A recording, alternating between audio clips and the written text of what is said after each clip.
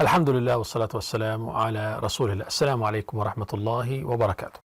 Ramadan is the month of the Quran, and the first word from the Quran is Iqra, read. As if Allah subhanahu wa ta'ala is encouraging us to read, to learn. And the more you read and learn, the more you develop consciousness of Allah subhanahu wa ta'ala, the more you know Allah azza wa jal. And here comes the importance of having libraries in our midst, Islamic libraries in our midst. We have here in Cape Town a big library, big Islamic library. I myself must tell you, I'm addicted to visiting there and staying there, spending some time there. It's called the Academia Library. And we have the founder of the Academia Library with us here in the studio, Dr Elias Parker. Assalamu alaikum wa rahmatullah. Wa alaikum assalam wa rahmatullahi wa barakatuh to our esteemed sheikhs in our presence here, as well as our dear viewers of Hilaal TV. Off air, Doctor, we were talking about the library, and I thought that I'm the only person who got affected from the library, but it happens that Sheikh Riyadh also got affected from the library, mashallah. Well, I'm sitting here with nostalgia because from the outset, let me say, it's people like Sheikh Riyadh Walls that actually gives us inspiration to continue year in, year out. The library is heading into its 4th decade. And again, as I said, you know, Sheikh was one of the earliest people who had regular visits at the library, and today we thank Allah subhanahu wa ta'ala that we were in some small way responsible for availing and disseminating Islamic knowledge as early as the late 1980s and early 1990s. Allah. And I think it's a very gratifying thought that we had, that Allah blessed us with the opportunity and the inclination and the necessary resources to do that.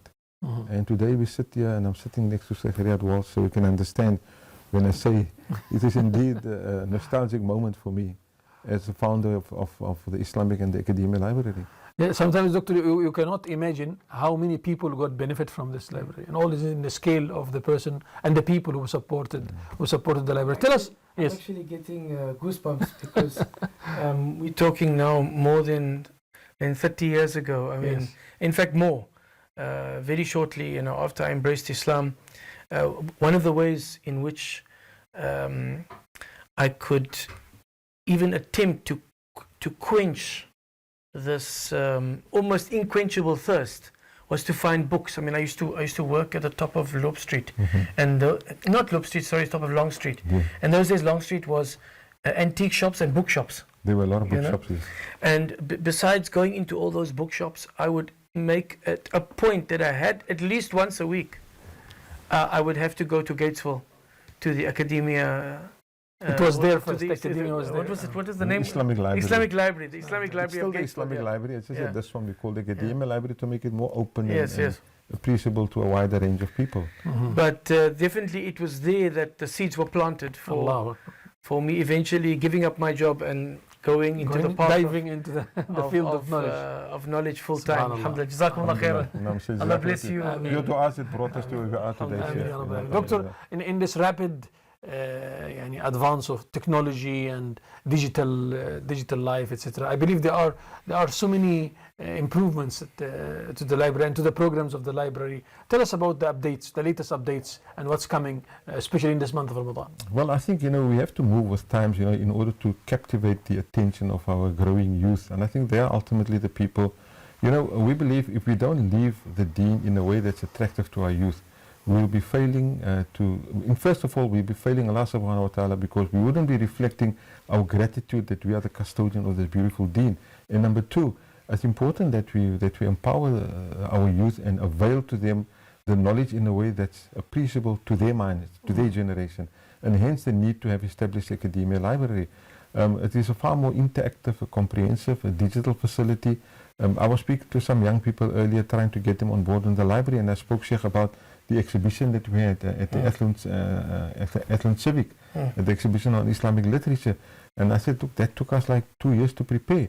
And here I'm preparing the Legacy 1500 project in a matter of 5 months.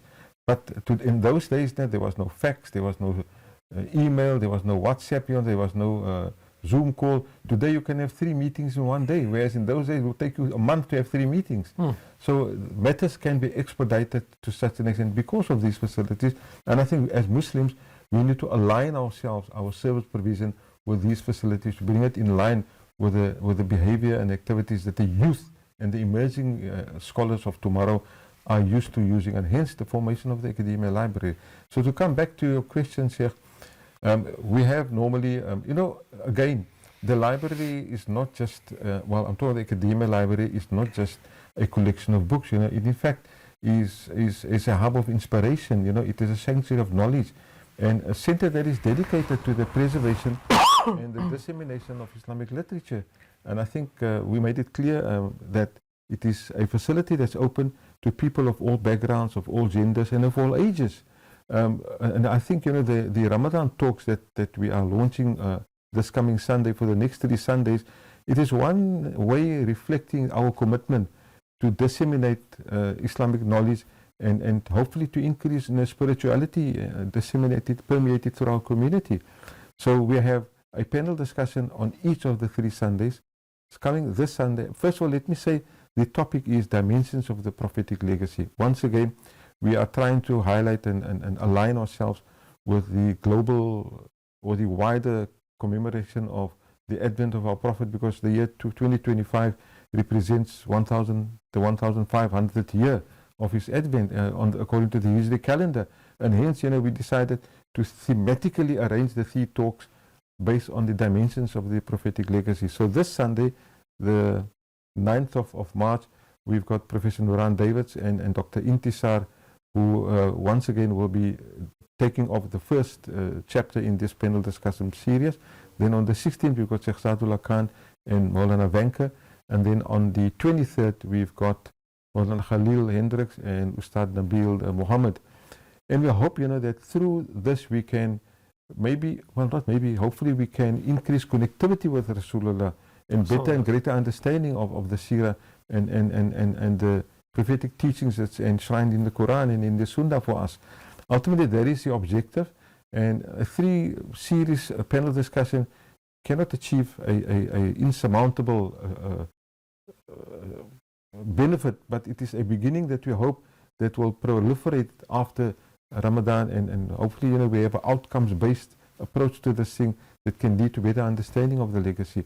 You know, we all understand that the Prophet had a colossal impact on human civilization, but despite that, we still find that there are some uncertainties, maybe even misconceptions about his teaching, and that we hope that the following 3 panel discussions will address that effectively and clear the air in more than one ways. Inshallah, inshallah. May Allah subhanahu wa ta'ala bless your efforts, Fadl Doctor, and accept from you and from all those behind the scenes as well, doing this amazing work. Jazakallah khairan for joining us in the program. And once again, an honor to be in the company of Sheikh Hilaal. Allah bless you and preserve you for many years, inshallah. It is, you know, we stand on the shoulders of great people, and I think, you know, I'm sitting in the company of people that lead the way for us. Jazakallah once again. Wassalamu alaikum wa rahmatullahi wa barakatuh. All praise and thanks to solely to Allah. Take credit for nothing. Allah. Jazakallah khair al-jaza. We're going to take a break now, inshallah. We'll come back after this break. Stay with us.